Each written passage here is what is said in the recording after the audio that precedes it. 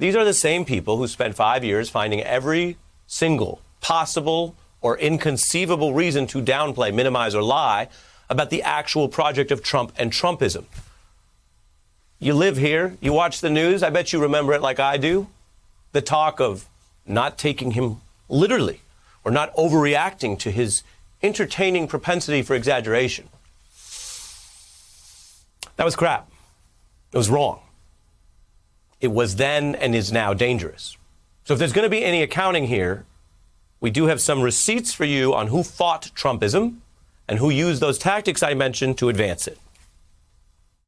The things that Donald Trump is saying and doing are genuinely a threat to the democratic process. Clearly, the president was making a joke. Nobody should treat it like it's a joke now.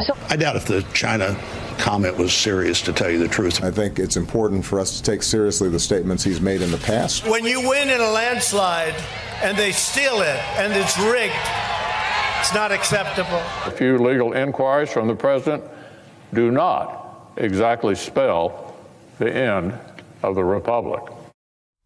That last politician, Mitch McConnell, that was November.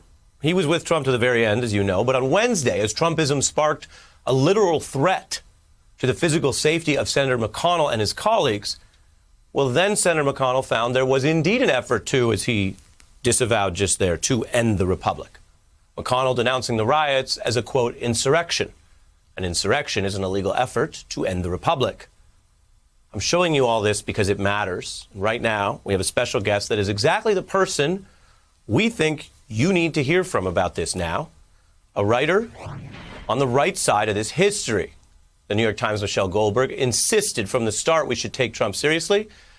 In his first month in office, she warned that anyone stating that Trump is a, quote, menace to our democratic way of life understates the crisis, saying he was truly and provably a, quote, cruel authoritarian. And if America survives this presidency, it will take some sort of Truth and Reconciliation Commission to rebuild a functioning polity. Thank you for being here, Michelle. Hey, thanks, Ari.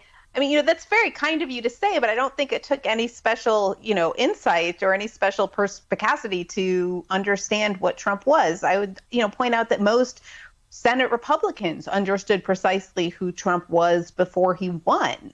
You can look at the words of Ted Cruz. You can look at the words of Lindsey Graham during the presidential campaign before they saw that their future and kind of getting judges on the bench and getting tax cuts required them to pretend that Trump was something other than he was. But it has all been out there and obvious from the beginning. And I think one of the problems in our political life over the last 4 years is that if you kind of could see clearly who Trump was, which he told us almost every day, then you had to treat his presidency as a daily ongoing emergency.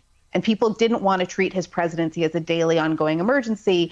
So they kind of refused to see who he was and tried to write it all off as a joke, write it all off as, taking seriously and not literally.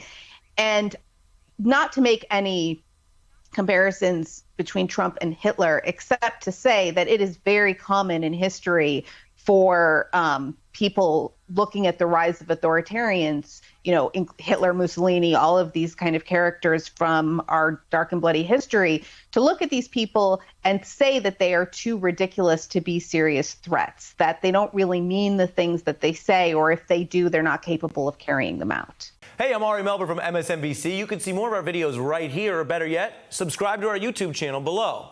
You could have been anywhere in the world, but you're here with us, and we appreciate that.